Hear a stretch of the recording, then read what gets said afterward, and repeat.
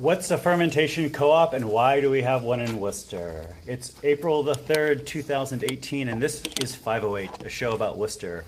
Our panel today is Dave Howland and Heather Odell from the 3cross Fermentation Co-op, Brendan Melican, and me, Michael Benedetti.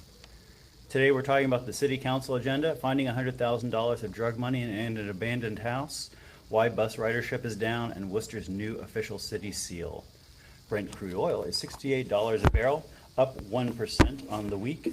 Bitcoin is $7,300, down 6% on the week. You're listening to Unity Radio. Hank, is this better than before? That is sounding good. These headphones are super loud, sorry. You're listening to Unity Radio, broadcasting with 100,000 milliwatts of power on 102.9 FM and streaming. Did you turn my microphone off? And streaming at worcestermag.com. I tried to get you a better volume. Worcester's Community Connection. This show is also cablecasted on WCCA-TV 194 and podcasted at pieandcopy.org. You can call in live at 508-471-5265. And thanks to the mighty Hank Stoltz for engineering today's show. Is it your first day doing this, Mike? Well, no thanks to me yet, apparently. You know that intro only takes a minute to read, but it feels like it takes an hour. It seems like it really drains you, too. You put a lot into that. Well, how are you doing, Brendan? Fantastic. Hi, Dave. You got it, Mike? Let's practice talking to the mic. Hi, Dave. How's it going, Mike? Good. Hi, Heather. How are you, Mike? Good. Are they being picked up? That seems pretty good. That seems pretty good. All right. Terrific. Mike, I'm already bored. Hank, can we talk about the fact that Are we going to talk about what do you have going on this afternoon? Oh, It's tonight. Tonight, what do you have going on? After we watch The Wrath of Khan at the Hanover Theater, I will be taking the stage with William Shatner. What is it going to cost to get autographs? Like, how much am I going to have to pay you to get me? I know, but you're going to be right there. I am going to be right there. Now here, I think it could go, I'm going to be real quick on this, Mike. I think it could go two ways. why are we always talking about Star Wars and Star Trek on this show?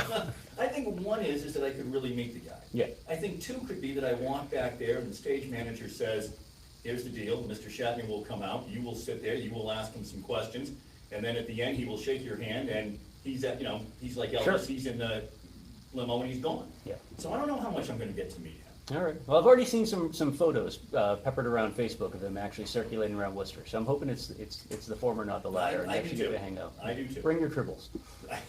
All right, back to you, Mike. I'm sorry. Hi guys. We're not going to talk about any more Star Wars or Star Trek. Don't worry about that. Mike, did I tell you that I hung the new Rebel flag from Star Wars in front of the store today? Well, I saw that you had a pirate flag. The pirate flag came down yesterday. Today, since we're leading, I couldn't find a good Avengers flag, but I did find a Rebel Alliance flag that was reasonably priced. So that's going to be hanging in front of the store until the Han Solo movie comes out. Oh, that sounds terrific. Yeah, just when you thought you were over Star Wars and Star Trek. Good job. Yeah, no more. I'm cutting mics. I don't have the control of the board, but I do have a knife. So I want to read the City Council agenda from the week, so we can talk about something I care about. We want to talk about a fantasy world that I'm engaged in, the Worcester City Council. This week on the agenda, there is an item about guns. Mayor Petty has an item asking if the city can stop investing city pension funds in any company, quote, that derives more than 15% of its revenues from sales for non-law enforcement or non-military purposes for guns and ammo.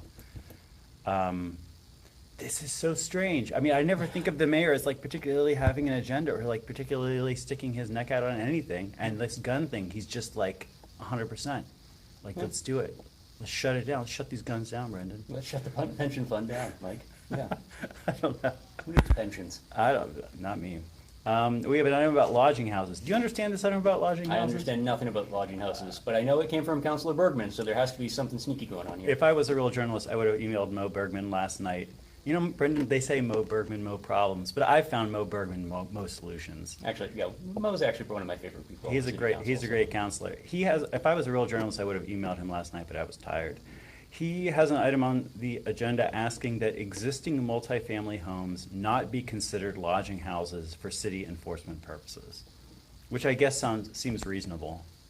This is one of these things like making your own driveway that I'm sure there's a backstory to that I'm not aware of. I think it only sounds perfectly reasonable because we have no idea what he's talking about. There's one about marijuana laws, Brendan. Nice. The city, yeah, there you go. You love marijuana and you love laws. This is, after months of back and forth, the council will officially vote to change the city ordinances to reflect various suggestions and state mandates on how we handle marijuana establishments. I look forward to the dynamic body that is the Worcester City Council explaining to me exactly how marijuana can best be enjoyed within the limits of the city of Worcester. This I is have certainly going to be an informative night. I'm not curious about this, but I guess there is an open question of whether there's going to be debate about this or whether they're just going to be like, it's all right. We've been talking about this for 6 months. And we still have no idea what we're talking about, so let's yeah. just move on. Yeah. We've got a bunch of items, we got a couple of items about public and private streets. The proposal to make Norton Street public has gone through all the requisite hearings, and the council will be able to officially vote that Norton Street is a public street. And Mark Liriano is bringing Weldon Avenue onto the agenda and asking that this private street be made public, and it will now go through months of hearings. Welcome, private street owners, to the world of complaining about your street not being plowed by the city. Welcome, Congratulations. Norton Street. We have a new zoning request, which is to clean up the zoning around 5 Reeves Street, extending the amount of that is residential and excluding all of it from the commercial corridors overlay district. And as with the public and private streets, we have a bunch of old requests which are going to be finalized with a council vote regarding areas around 57 Highland Street, 452 Southwest Cutoff, and Ed Hyder's Market. Expansion's going down there in your neighborhood, right? Is that the intention? I don't know. I think we talked about that a couple weeks ago. They were looking to expand the Ed Hyder's. Oh, yeah. I mean, all of Storefront these, down there? yeah, all of these things I feel like are like the marijuana laws in that like there has just been like, I've written about them, we've talked about them on the show, and then like at this point in the process, I'm just like, I don't even remember anymore, you know, like. That's what we excel at, sucking the joy out of otherwise exciting topics in Worcester. That's fantastic. Otherwise exciting topics like the zoning of 452 Southwest Cutoff. Finally, Brendan, oh, that's enjoyed this. Finally, Brendan, how are our taxis doing? Councilor Rosen has an item asking how the city's taxi medallion system is doing in this age of Uber and Lyft. I hope that this ends up being like a work program where that guy that we saw like once 6 years ago when we decided we were going to hire someone to walk around with the clipboard and all the panhandlers as to their quality of life, that we're going to get that guy back on the street. He's going to go cab to cab asking, how's the cab business, guys?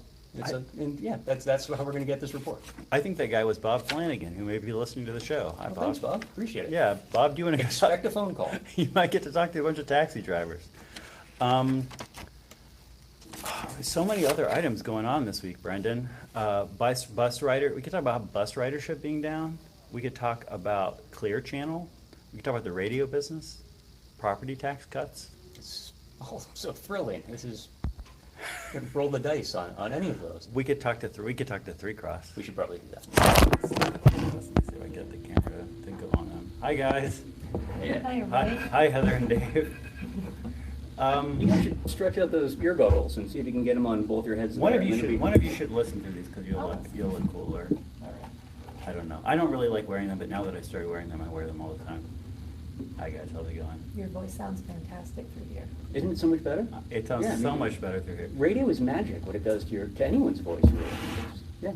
So 3cross is a business in Worcester which I think is notable both because of its success and because of its business structure. Would you agree or disagree? What an absurd opener.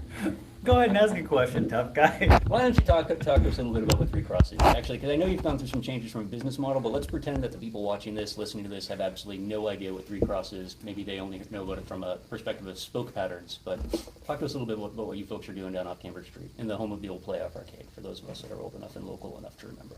Oh, sure. Well, I'm going to contend that no one knows what the spoke pattern is, and maybe a few more people know what 3cross brewing is. But so I founded 3cross about 3.5 years ago now. Okay. It's a very small brewery. Started off brewing on my old homebrew equipment, so not like your big tanks that you'd see at Wormtown. And over the course of 3 years, where are you at now for capacity? So I have increased capacity about 10 times from where it's opened up. Still very small, but relatively speaking, I mean, you're also, you've got a large enough where there's distribution in a fair number of venues in the city.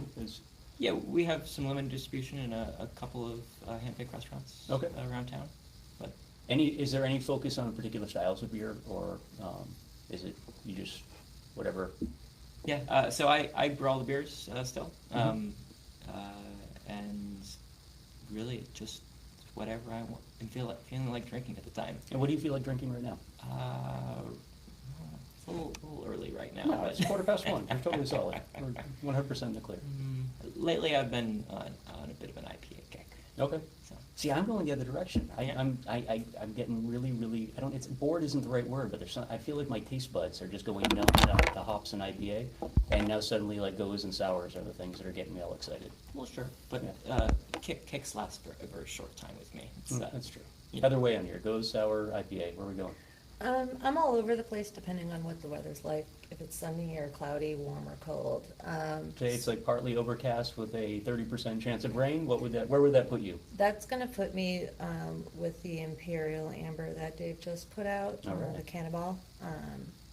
It's got a lot going on. It's hoppy, it's malty, it's not too sweet. It's higher alcohol percentage than the average amber.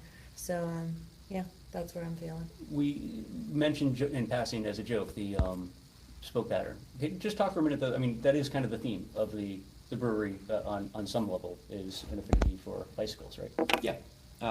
So I've kind of been in the Worcester bike community for a while now. Do a lot of riding. I worked at Bike Alley when it was around. So I really wanted to kind of bring my two passions together with the business when I opened it up. So 3cross is a subtle but definitely their reference to cycling. Mm-hmm. We have references all throughout the tap room, lots of decor that's bike related. And As I've mentioned to you, I think half of all of my fantasy bikes from back in the 90s are hanging on your walls. Like that iPad in particular is like the greatest thing. Yep. Yeah, heartwarming every time I see it. Well, those bikes are all part of a collection that belonged to a friend of ours, Eric Baker, who's well known in the vintage cycling community. So, yeah, if you ever want one of those bikes, you'd probably want to talk to him. And you all are located down in Webster Square, that's right. in a spot that's incredibly hard to find. And yet, every time I go there, I think I usually go there whenever somebody's doing like a pop-up restaurant event. Every time I go there, it's super crowded. Good job. But it's one of those places that I think for a lot of Worcester folks, like it is completely hard to find until you say the magic words. Oh, you know where Playoff Arcade used to be? And then like everyone knows exactly. Is that where where it it is? is? That's where I played skee ball in my formative years with my grandmother, who was a Webster Square resident. Used to bring me down there a couple times a week to go play skee ball. It was incredible. And every time I walk into that space, you can like see, in my head, you can still see the layout of where things were. Good stuff. So now my understanding is that operating a business is sometimes hard. That's an understatement. And so at some point in there, you say, you know what, this is too easy. I want to change the legal structure of the business and see if I can pull that one off. Right? Is this how it goes? Well, the change you're referencing actually was to do the opposite. It was to make things easier for me anyway. Okay. So for the most of the 3cross's lifetime, it's been me, myself, and I. Heather's been working at the tap room pretty much since the beginning, but every other hat I wore. Uh-huh. So when we converted to a cooperative, part of the idea behind that was to kind of help to spread the workload a little bit, in addition to the ownership. So it's, we're getting there, but. And so what is that? So what does that look like whenever your business is a cooperative? Does that mean that like the employees of the business besides yourself also own a stake in the business? So it can mean a lot of different things. In the case of 3cross, what that means is that yes, all the people that work at 3cross own a stake in the business, but we've also opened up ownership to members of the community, people that come in and enjoy our beer. Like Brendan. Like Brendan, do you want to show? I would love show to. what it Yeah, looks I'm like? actually a little bit nervous about this though, because if the word gets out, doesn't that just pollute my? Do you want state? more people to buy these, or are these like a limited edition that are all sold out now? No, it's There you go. Mike, you hold that up because you've got I'll the hold it up. camera thing in front of you. Here it is. Yeah. So this is an ownership certificate of somebody in the community saying, I now own. So they own part of 3cross if for buying this? Mhm. And so how does so this doesn't make things harder for you from a management perspective, now suddenly having a bunch of people besides yourself who get to put their 2 cents in? Well, in some ways, organizationally, it makes things a little bit more complicated, but The workload spread out a bit Yeah. more than it was, so with different people taking charge of different things, like, let's say our Charity of the Month program that we have at the brewery, where our consumer members, and actually all members, so Dave, Jess, and myself will nominate a charity, and whichever charity that month has the most nominations gets chosen. Mhm. So it was a little bit of work for Dave to set up that part of the website, but then it pretty much, runs itself. And Okay. so that decision-making process is super easy now. Mhm, mhm. I know that there's different ways that co-ops get set up. I think the first question people always ask is, what happens when Heather leaves? And takes another job somewhere else? Like, is there now a big stake of the equity that is in the hands of somebody who's no longer directly involved in the business? Well, in the case of workers in the co-op, if a worker leaves, their shares are repurchased by the cooperative. Okay. So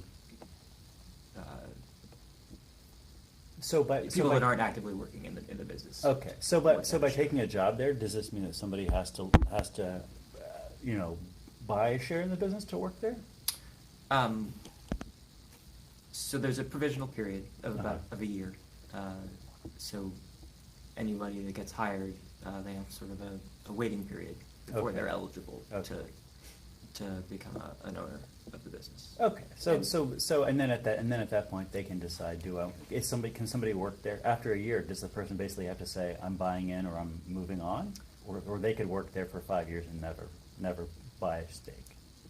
The intent is for everyone that works there to be an owner. Okay. I mean, I know I'm asking you a lot of questions which involve this business existing for like 30 years and having hundreds of employees. But there are questions that we get asked on Yeah, a yeah. regular basis. Yeah, I mean, I think this is what people hear, is they hear the idea of the co-op and they say, oh, this sounds really great. And then they start thinking about, there must be a downside. There must be a reason people don't do this everywhere. What could it be? What could it be? But what are some of the big upsides, now that we've We have- conquered all the things that, One big make you upside anxious? is that we're going to get to listen to some exciting commercial messages, Brendan. Wow. This is 508, a show about Worcester. We will be back after these important messages. Fantastic. We can actually keep talking because that's still recording and this will Yeah. end up somewhere. as, Yeah. People will watch it. But forget about the radio people. What are some of the upsides to running things as a co-op? Well, I'd say that as a worker, an employee, I have a greater understanding of the business Mhm. because I'm a part of the decisions that Sure. get made now. And that's another thing, like, having a voice in the decisions that get made. Turns out it's quite a lot of decisions that get made. Yeah. That you're like, wow, I didn't even realize that this would be a thing that I would talk to somebody about, or that, Mhm. And so, now when Dave wants to buy new equipment, he, presents it to us, and we talk about it, and then he, That was generally gonna- buys the My equipment. next question was like, from a founder's perspective, like, and I'm sure the answer to this falls into a huge gray area, but pretending that it was a black and white sort of thing, like, do you find it to be easier or more anxiety driving in terms of like having to share that thought process and that workflow with everyone? For my temperament, I find it much easier. Cool, yeah. I'm not the kind of, I'm a fairly quiet person, so I'm not the kind of person that generally would be inclined to share a lot of things and Mhm. bounce a lot of ideas off a lot of people. So having that framework in place to formalize that and really make it Yeah. a thing that has to happen is really good for me. Yeah, no, I mean, because it's one of those things that I find, I'm back in 10 seconds, and I would say, Okay. try to really, you can move that mic back and forth to really lean in. Sure. To that.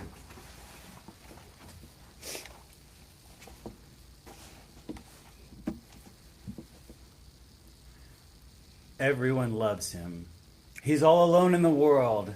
His mother and father weighed several hundred pounds, but little Ernie was born to be a mini pig. No bigger than the palm of your hand, no larger than a telephone. Born to go through his entire life as a mini pig. Yes, the smallest pig in all the world. And he is here right now. Come in and see him now. Just 1 pound of bacon on the hoof. Alive and here now. In the person of Michael Benedetti, Brendan Melican, and Dave Howland and Heather Odell from the 3cross Brewery, Fermentation Co-op, Restaurant, Tap Room Co-op. Hi, guys. I'm so glad you thought through your naming better than Mike did. Yeah, Yeah, to get all just those don't words want strung water. together, that would have been terrible. You make other fermented things besides beer. Is that right? Are you doing kombucha there? Kombucha is a product that's made by sort of a sub-operation. So incubated Okay. incubated sap that will eventually spin off. But our intent is to add other fermented products down the road, which is where the fermentation comes in. Oh, fantastic.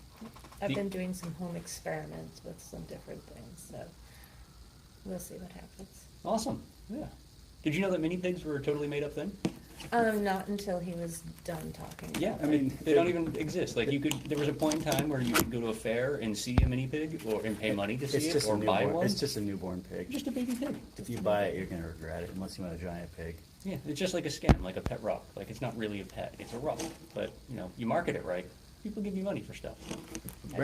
Yeah, Brendan, do we want to talk about huge amounts of cash being left in buildings? Do we want to talk about bus ridership? Do we want to talk about the radio business, or do we want to talk about property taxes? I want to talk about all those things. I want to talk about this. I want to talk about this first one here. By Melissa Hansen's reporting at Mass Live, we have a story of Worcester restaurateurs, not these restaurateurs, pleading guilty in federal court to laundering drug money. In one case, we have $200,000 cash in a storage locker, and in another, we have $330,000 cash kept in a toolbox in a church. And these stories, Brendan, provide circumstantial evidence backing up one of my favorite Worcester stories, the story of the house money. A story which hinges on the question, do people just leave hundreds of thousands of dollars in cash unattended? And the answer is yes. Yes, they do. According to what they've said in federal court, they absolutely do. Yeah. I've told you this story before, Brendan, but I don't think I've told these guys. I don't think I've told this on the radio before. But you should. Because I always kind of doubted that. Well, so, I know a lot of people in, I don't know what scene you would call it, like a sort of street drug scene in Worcester. Yeah. And people tell me stories, and I don't believe them, and I believe some of them, and some of them are good stories, and some of them are bad stories. This is a story a dude told me, and I got a couple of people to independently confirm the general outline, so I'm confident in telling this. And he called the story of the house money. And he was surprised I didn't even realize this had happened. That a couple of years ago, he went into an abandoned house in sort of the urban core of Worcester, and there he finds in a bag $100,000 cash. Makes perfect sense. And he says that part of him thought, I could buy a house in Florida with this money.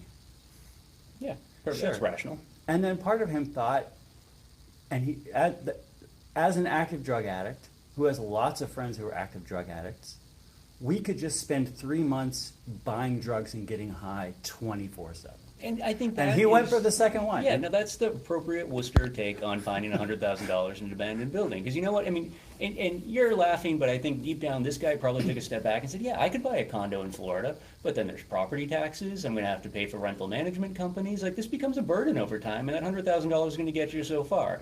3 months, $100,000 gets you a really, really good time in Worcester. I think of all of our many folk tales and legends around a drug deal gone bad, Yeah. finding a lot of money. We're talking about A Simple Plan. We're talking about No Country for Old Men, right? And all of these are stories where people buy the money and then they're like careful and they think it out and they put it in a place and they have a plan, and then eventually everybody dies. Turns out people are just taking It's fresh cursed. bills, putting them in a toolbox, and leaving them at the local church parking Right. lot. Whereas if you just immediately go out and buy a bunch of drugs and get super wasted, even if like a crazy hitman comes to kill you, you'll be unaware of that. You'll have a happy ending either way. No, and the weird thing to really think about is like, so, barring, where does everyone else just put their money, right? Like, you assume it's in the bank or something, right? You put it in the bank, you put it in stocks, you maybe buy a share of a fermentation co-op. But do you just put it in a toolbox in a random church parking lot? I don't know. Like, you don't. I guess people are doing this. Apparently people are, though. Like, I'm amazed at the sort of like the complete lack of thought that goes into where you're going to hide all your drug money. You know, I want to ask the listeners at home, if you've ever found $100,000 plus in cash in Worcester unattended and just taken it, and you're willing to, you know, risk your life by telling us this on the radio, go ahead and give us a call. Yeah. Our number is 508-471-5265. And these can't be the only two people that have ever found a giant bundle of cash in the city of Worcester, right? Because that means No. that, like, just by chance you stumbled It's gotta across be one of them, happening and by every chance year. the DA stumbled on the other one. Like, it must happen all the time. It's got to be happening every year that people We are got to start finding hanging this. out in a better quality of abandoned house in But downtown where Worcester. could it be? It could be in a toolbox in a church. It could be in a storage locker. It could be in a bag in an abandoned building. Hank, we're in a former bank vault right now. Have you done your due diligence and like gone He's through all not the gonna ceiling tell us. tiles and He's Oh, not you know gonna what? say. I have been through these vaults. These vaults are quite fascinating. Yeah. Nothing, zero. nothing? All right, this is actually an old bank vault. This is 100% what you would say if you found $100,000 in here. It's You out would there ne- waiting you would for never, us. you would never say. There's one unopened. I mean, I didn't mean to be the one to let the cat out of the bag. Yeah, There was one unopened. An Al Capone style. I've got a drill Lots of back shit. in my. Go ahead. What else do you have?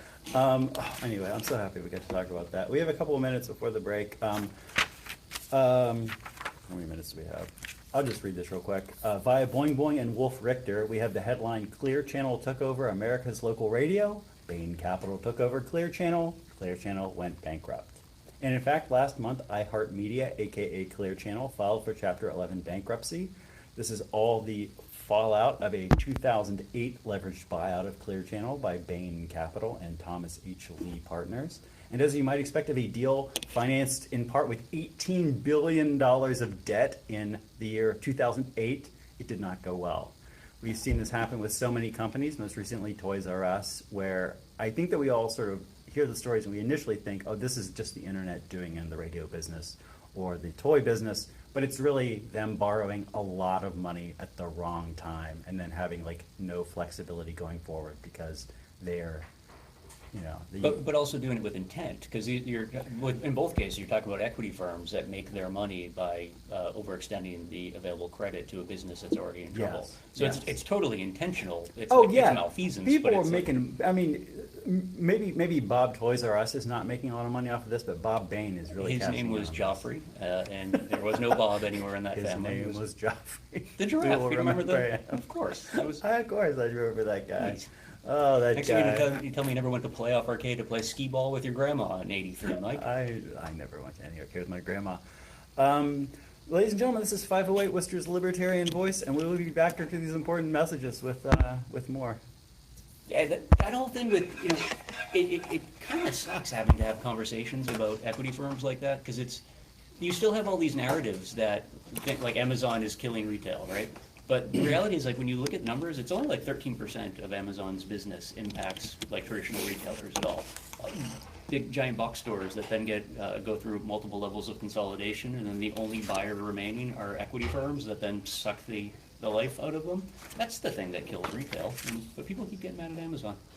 Feel bad for Jeff Bezos and all his billions of dollars independently owned. Do you guys have strong opinions about either residential property taxes or bus system? Do either of you ride the bus? I've ridden the bus twice in the last 2 years. All right. Bus twice, period. Yeah? You guys are cyclists. You guys are part of the reason the bus is falling apart. Blame it on the cyclists. They blame it on increased car ownership. Well, that makes sense, though, I think. But Absolutely. this is the thing, though, like, again, we were talking about this a couple weeks ago with Sarai on the show. That is something that breaks at some point in time, though. Like, we're starting to look at the cost of insurance for youth drivers now, because, like, Oliver's 13, right? And I was around 14 when I started stealing my parents' cars, so I have to assume, you know, I'm going to start thinking about insurance. It's like $5,000 it's going to cost more to add him to our insurance than it costs for the two of us to have insurance, like by an order of magnitude. And Oliver is honestly like a very responsible driver. Yeah, he probably would be a really boring person to be in a car with, to be honest with you. But the thing that's weird is, like, that cost is enormous, and, like, increased car ownership is a byproduct of a used car market that's been flooded, right? And you can kind of buy a car for a couple $100 if you want to just hop on Craigslist. Are you trying to bring us back in from the? Yeah, I skipped over one, but you guys got 20 seconds. But, I mean, you can buy a car for nothing But then to insure it costs a fortune. At some point in time, it's going to get harder to own a car because of the young people coming up, but the young kids aren't going to know about the buses that's waiting for them. Young people don't drive though. Around here, they still do. They are Really starting to. This is what. Sorry, I don't mean to interrupt. interrupt your own show. I'm right. This is the water, and this is the well. Drink full and descend. The horse is the white of the eye, and dark within. This is the water, and this is the well. Drink full and descend. The horse is the white of the eye, and dark within. This is Brendan Melican. This is Heather Odell and Dave Howland. I am Michael Benedetti, and this is 508, a show about Worcester. We were just talking about the bus during the break. We were talking about the We're bus. going to keep talking about the bus, and then we'll talk about some really exciting news in Worcester iconography. Yeah. So- Game changing. So I don't know if you guys know that because of a relatively fairly small shortfall in our transit funding budget for the coming year, the Worcester bus might have to cut a lot of bus schedules. And last year we did our first cutting of bus schedules and raising of fees in a number of years, and we saw a 15% drop in ridership that year. And so the idea of cutting bus schedules more, potentially we're talking about another 15% drop in ridership. But it's not just Worcester, Brendan. At the Washington Post, we had the headline, "Falling transit ridership poses an emergency for cities, experts fear." Last year, transit ridership fell in 31 of 35 major metro areas in the U.S. Exceptions included Seattle, Phoenix, and Houston, all of whom overhauled or otherwise expanded their systems. And Brendan, I looked at the study that inspired this article, and I don't really see any insights for Worcester. Well, what's funny, and I think this is one of those things that, we have a bad habit when it comes to making decisions in local government to just look at superficial data, the way you laid that out. So the city cut bus schedules last year, right? Yes. And then they looked at the data and they said, hey, Yes. there's fewer people riding the bus. Yes. Well, no kidding, you cut Yes. buses. How do you expect to increase, what you just finished that statement from that news story with, that the cities that saw increased growth overhauled their systems, did a better job of data mining to find out when they should be providing buses and where, and then they built their systems around that need. And they saw an increased use in ridership. Yes. We're in a city where, if they switched on the buses to only be running from 2 a.m. To 4 a.m., and only on streets that start with L, the city would still turn around and say, yeah, this is crazy. Nobody's riding the bus. What are we going to do? There's no reason to have a bus anymore. Nobody's using it. Houston was one of the exceptions, and they apparently completely overhauled their transit system. Mm-hmm. They almost started from square one. They were throwing out the old routes, throwing out the old mindset. Right. They had consultants Yeah. come in and tell them a new way to do it, and that's what they did. And they saw an increase in ridership, even though they totally changed a big increase in ridership. And Houston's in the heart of oil country, right? So it's a totally driver-based. Houston is one of those really cool, weird cities where they don't have any zoning regs in the city, so you can kind of develop however and wherever you want to. So the city's totally become dependent upon car ridership. To have that city in that list in particular, Seattle, we can just laugh at hipsters and say, they're all getting back on the bus. They'll get tired of that soon. They'll shave their beards and they'll go back to driving. Houston, there's something funny happening if you actually have massive numbers of people hopping on buses for the first time in Houston. Well, it's interesting. So Uber is one factor that's potentially causing all this drop in ridership. But I think one even bigger factor seems to be car ownership, especially among people who don't have any money otherwise. To be fair, Mike, we won't know that Uber is the cause until Gary is done with his survey Well. of cab drivers. Give Gary some time. Brendan, I've come here to chew bubblegum and mock Gary Rosen, and I'm all out of bubblegum. The other thing though is car ownership, that first it's getting cheaper to own a car in this country, and which means that more people who are poor are owning cars, and they're if you can afford a car, hell yeah, you're gonna have a car rather than ride the bus. And so this has been part of the drop in bus ridership in most cities. And that's totally fine. As someone who's owned a car for most of their adult life, it's a terrible thing. There's just no upside to owning a car other than that rare moment where you really, really need to do something right now and do that. I'm gonna get you to watch a TV show called Knight Rider, Brendan, which is gonna change your opinion about owning cars. Yeah, I don't think I ever missed an episode, and I'm with you. I've never had a talking car though. I think that's probably part of my problem as well too. I got to start looking at more Tesla options, but I like older cars. Like I said, reading this did not give me any real insights into what we should do. Because there's no insights there. That's the whole point. That's what I'm saying. It's frustrating. We should put more money into it. That's the only insight, which is great. That's part of it, but also better understanding needs, right? Like, again, the thing that I've always thrown at you, and of course it's anecdotal, but I think it's a relevant anecdote, is like over in my neck of the woods, and the Tannic area of the city, where you've got a significant portion of the population that's driving every morning down to Union Station or getting on the Pike, right, to get a train into Boston. Our buses, the schedule that they're on in the morning doesn't line up with the schedule of the commuter rail heading into Boston. Like, that's a really, really simple thing that you and I have been talking about. I know a handful of people that like work at City Hall pay attention to us, right? We've been mentioning that on and off for probably 8 years now. The reality is it's still a problem, right? And if the people at the WRTA can't look at something that simple and say, hey, over here, we're spending a ton of money on trains, but nobody's really using them. And then over here, like, we've got a lack of ridership in buses. Like, how could we tie those two things together? Well, just maybe look at scheduling. Like, that's a really, really easy thing to do. Talk to the stores, the retailers that have bus stops in front of them, and see where their biggest influxes of customers are, right? There's not a single retailer in Worcester that couldn't tell you when their peak and flat hours are for customer traffic. If there are bus stops in front of them, like, maybe that's a way that you want to start reconfiguring scheduling. And again, there's the easy one that, we've talked about ad nauseum. Stop having public school buses. We should be issuing public bus passes to every child in the Worcester Public Schools annually. That's refreshed on the first day of school. And over the course of 10 years, you would cultivate an entire new generation of public transit users and save the city around $16 million in the process, which is what we spend on public schools. School buses. Heather, you were nodding your head at some of that. What You're just what afraid to what disagree. did you That was- possibly agree with that Brendan was saying? Well, I think that more people should be using the bus. Yeah. That people have just gotten used to being able to drive everywhere. Nobody walks to the grocery store anymore. I remember walking to the grocery store, even into my mid-20s, because I lived within a mile. And I was a poor young person who couldn't afford to keep putting gas in my car for silly little trips like that. So you walk to the grocery store. Kids don't take the bus to go to different areas of the city. Their parents drive them to play dates in the same areas, or they go off to some organized thing. Kids aren't traveling on their own. I remember taking the bus downtown all the time when I was a kid to go to the arcades downtown or to go to the movies. And nobody's doing that, so. Yeah, that's just the general different attitude towards childhood is a huge thing, a huge change from back in the day. Which is crazy when you think about it, because when we were kids, and at the same time frame, right, and we would take the bus down to, when my grandmother stopped taking me to the Playoff Arcade, I needed to start taking the bus down to the Silver Ball downtown.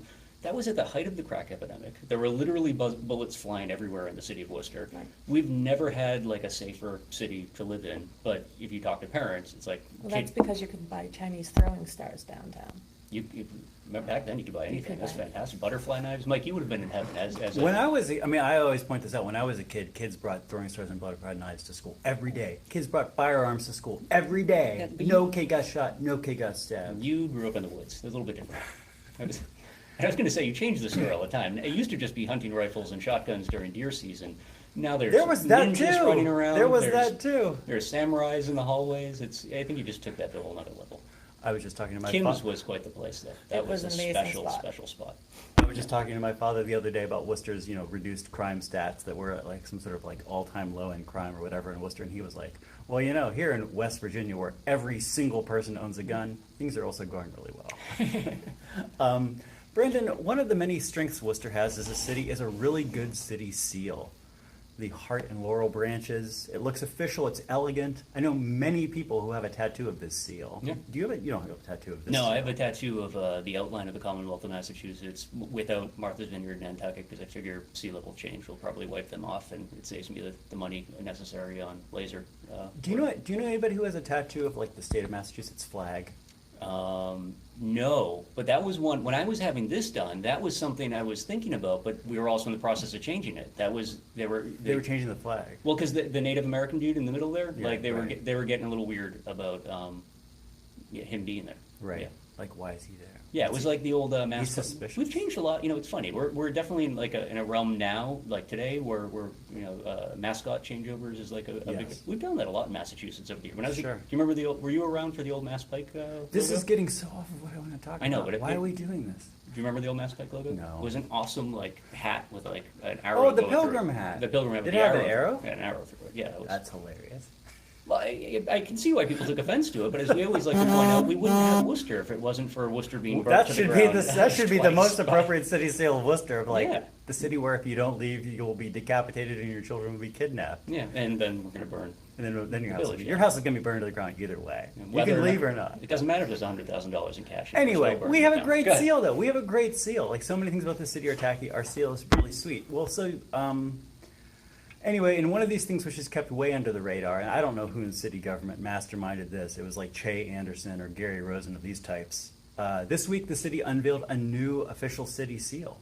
And you would think this is one of these stupid things where Worcester's just like throwing stuff in the garbage that they should be like putting up on a flagpole. But actually, this new city seal is really good. I want to put this here for our viewers at home. I don't even know if you can see this on the little screen. I can closer to the camera. There it is, ladies and gentlemen.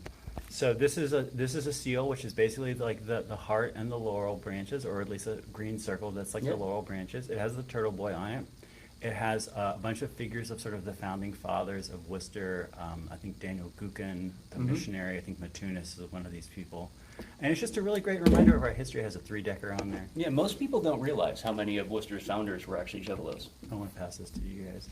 I thought this was really good, Brendan. Yeah, that's fantastic. And the other thing that I think was circulated is that David Rushford might actually be coming out of retirement specifically to protect that seal with the same legal might that he. Oh, levied you on mean people you who think were- that they're going to crack down on people's using the new seal? I would just even like be the old worried having seal? that on your computer right now. I mean, the city takes our seal so seriously that watch your back, Mike. This is pretty exciting.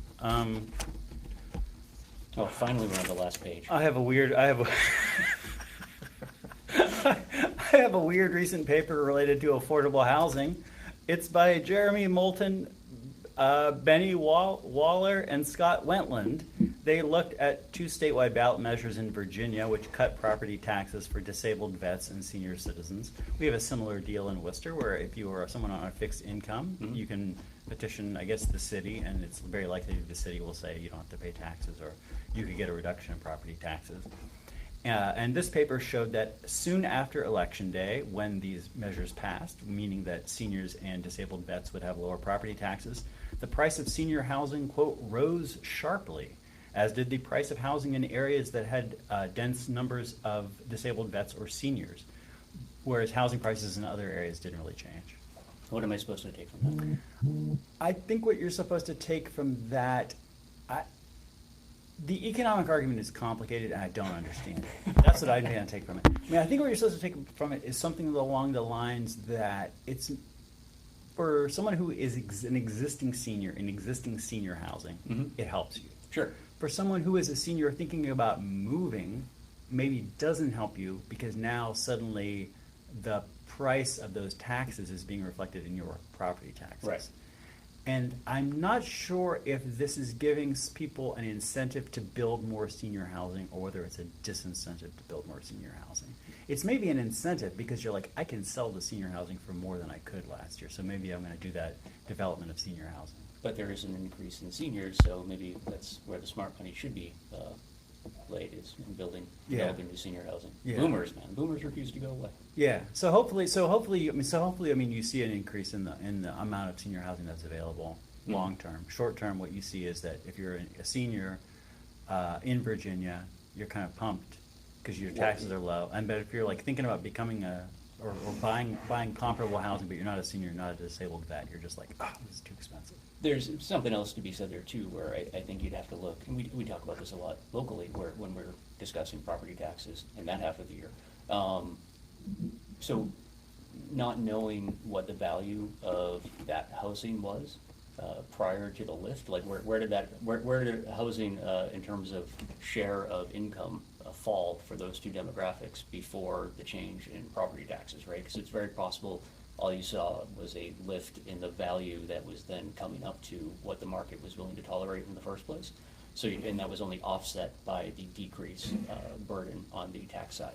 So like, think about it in Worcester, right? I have no idea what you just said. So like in Worcester, we always bemoan a high property tax rate, right? Without Yes. looking at the fact that our housing value and our stock is so depreciated because of lack of demand, that even though the number that represented by a percentage seems really, really high, what you actually pay in cash every year for your property taxes is relatively low, because the property hasn't seen any sort of real increase since 2008. Because Worcester is just a kind of a bargain to live in, basically? It's always been a bargain. So, you know, and we keep playing games with the numbers on the city side, where we raise the tax rate, both commercial and residential side.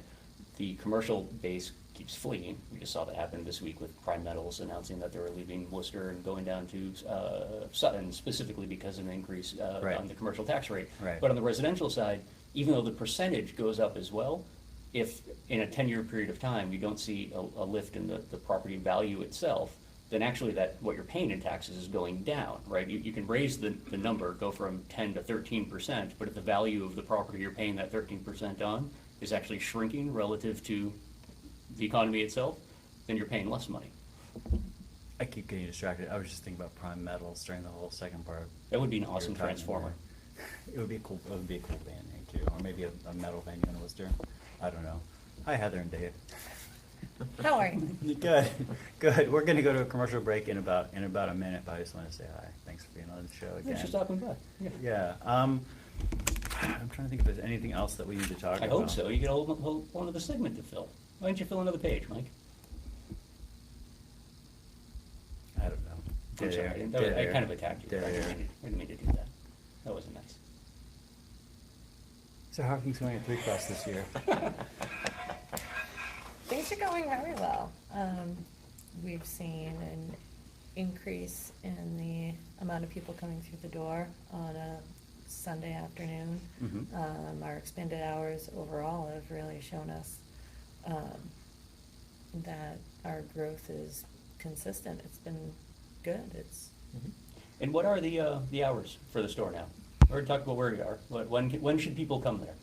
Well, we're open on Wednesday and Thursdays from 5 p.m. to 9 p.m. Friday and Saturday, and they're from noontime till 10, and then Sunday noontime to 6. And anything coming? I've been down there for a few events over the last year or so. Anything on the calendar coming up? We've got some music this weekend with James Keys. Fantastic. We're having a pierogi pop-up sometime soon. That's the end of the month. At the end of the month, yeah. And then we have, next weekend is the second Friday, so then we'll be having some Jamaican food. Fantastic. Let's go to some important messages. This is 508. We'll be back after this with more 3cross. No annoying callers this week, huh? No annoying callers, but you know, sometimes it used to be that they would Usually people wait just till call and 5 play, like play static. It's awful. And we just get trolled by callers. And then, That's funny. yeah, I guess so. Well, no, it's not funny, but it's funny that somebody would take the time out of their day to do Mike that. had kind of asked me to, and then, yeah. I know that Gary Kinda took on a life Rosen of its own. listens to the show, and I keep trying to provoke him to call in, but he's not going to. Well, you know, the thing that I would love, and don't tell him this if this is the case, Hank, but I have a funny feeling that Gary, I know he knows this, but he listens to it in the afternoon on the replay. You think he calls in? Something tells me he's probably calling a phone that nobody's sitting around to answer in the middle of the afternoon, and then Could be. he's just doubly getting mad at everybody because claims to have no media presence, but I'm sure that he's secretly on Facebook trolling people. I think yeah. he's out there, yeah. And he probably does, he might not understand the replay, he might get mad twice. Do you guys have any funny 3cross stories to tell during this last segment? Funny. I don't think anything terribly funny. No. You know what might be fun to talk about a little bit is if it's not too close to the business side of things. I mean, there's been a lot of growth lately just in your industry, like good, bad, and different. Just what you're seeing, locally, regionally, where that's headed and whatnot. I feel like it's been years that people have been talking about like the New England IPA bubble and like a million other weird philosophies people have around the crafts side of things. Let's talk about that. Are we ready to come out of the break? About 15 seconds. All right, we'll talk to you in 15 seconds about.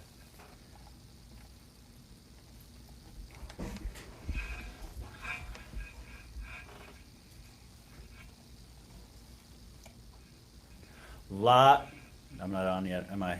There you are. Live from our alleyway basement studio on Worcester's Main Street. This is 508, a show about Worcester. I'm Michael Benedetti. This is Dave Howland. This is Heather the Hellcat Odell, and this is Brendan Melican. How's everybody doing? That would be the best opening for the Prime Metals ever. That would- Welcome to the Prime Metals Radio Hour, but it's nothing but metal. We only talk about two things on that radio show, Brendan. We talk about this and we talk about this. Heather and Dave, Brendan was asking you during the break about this sort of continued boom in craft brewing in general. Craft brewing and I mean, there's a lot. It just strikes me that I know we've had some openings in the last month or so, other breweries, and yeah, I don't know, just locally, regionally, nationally. Are things still healthy from your perspective in terms of the craft beer world? And Well, I mean, craft beer has been on a pretty crazy growth rate for the Yeah. past few years. I think we're starting to see a little bit of a plateau. Okay. Last year and into this year. But I think that plateau is more coming from a little bit of a decline in the larger regional brewers. Okay. Where the smaller operations like ours are really still booming. Excellent. And no, so I'm not going to pretend to even know what I'm talking about here. It's something I picked up at past. Hops, right? There's been some changes in the availability of hops internationally, like in the last growing cycle or two. Is that kind of the case, or something along those lines? I wouldn't say there's been a change in, well, there is a change in the availability, but not because of the supply side. It's, Okay. It's more on the demand side. Okay. It's because there has been this huge growth curve. Is that changing at So- all, what you're seeing for what people are brewing, and not just in the US? Like, any changes like down the pike from the European side of things when it comes to craft beer that could have an impact on American style craft beer? Well, the hops you're seeing that people want for American beers are not coming from Europe. But are they all- going to Europe? That's what I was wondering. Oh, Is there? That I couldn't answer. Okay. Yeah, no. Not sure. I'm totally making that up. I just was curious. It's the cross-pollination in flavors and styles is one of those things that I find really cool. Like the way you start seeing certain we were talking earlier off air about gozes and sours and whatnot, and watching people kind of blend styles. That's the one thing I've been curious about. Is like what happens when Europeans start finding like really cool hops that are normally only found in American beers, and are they going to blow up the spot and do something really crazy? Like what Well, comes next? There is a breeding program in Germany where they've been playing around with some new varieties, which they aren't quite as punchy as the big American hops, but they're much more interesting than or I shouldn't say interesting. They're very different from your traditional German hops. They're All right. much fruitier and more what people are looking for in American beers now. And what's next for anything big coming down the line for you folks? Any styles or new beers that we should be keeping an eye out for?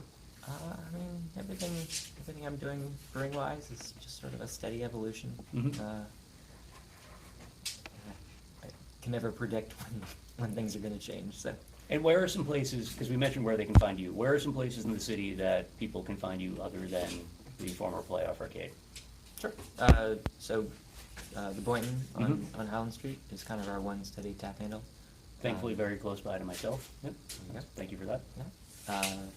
And then we do kegs here and there at Birch Tree on Green Street, Dead Horse Hill on Main Street, Okay. and then actually we just dropped a keg off to Simjang, the new Korean restaurant. and Fantastic. partner too. One of the nicest bar programs I think I've seen in the city so far. They have a really nice setup over there. Mhm. Yeah. Mike, have you been to Simjang yet? no. Okay. All right. Anything else you'd like to add? Well, I just want to talk about, I feel like things are going good for the show, Brendan. Oh, thank you, Mike. I don't know if we figured out how to do a good show like some of our classic good shows yet, but we're working on it. We're getting closer. Maybe it doesn't have anything to do with us, and it's because Dave and Heather are here, and we should just leave. All right, I'll see you We later. could give them our, that's, Well, and I want to say, Brendan, like, I think that we are in this weird basement studio in a building on Main Street that you have to get tattoo going down an alley, Yep. which I think is great. I think it's going to get people in the right mindset when they're on the show. And again, like Unity Radio is a small operation, but it's not bankrupt. Mhm. It's not billions of dollars in debt. Yeah. Things are looking up. Well, you know, I think there's something to be said too, Mike. Our past in doing this show has involved snow caves. We've done this show in a canoe. We've done this show in the water, actually underwater. You did a show, One partially submerged. One episode of the show, one of the guests was involuntarily given a Buddhist baptism. Yeah, that happened. Here we have consistent lighting. We have an actual engineer with decades worth of experience behind him. There Yes. are microphones, and there's a 4K camera sitting here that isn't like you recreating terrible scenes from the Blair Witch Project that ended up on the cutting room floor. So this is the reality, which is that the show was never actually that great, but like, because it was so lo-fi, your brain kind of added this part of it that made it like, it's like this thing with like these movie stars now, they go on the Tonight Show, and it used to be they were kind of blurry, so you were like, oh, George Clooney has amazing skin. And now when you can like see it super HD, unless they're very careful, you're like, George Clooney looks like this place, like the surface of the moon, man. It was like, I always thought it was kind of like if Terrence McKenna couldn't find any hallucinogens but really needed to put together a program, what you did with the camera was what Terrence McKenna would come up with. That's, you know. No, we don't look at. Well, thanks for being on the show, Dave Howland and Heather Odell, cooperative business owners, brewers, people who have a cool place where there's pop-up restaurants and you can go and have a bite to eat. You should 100% go to an event at 3cross if you've never gone.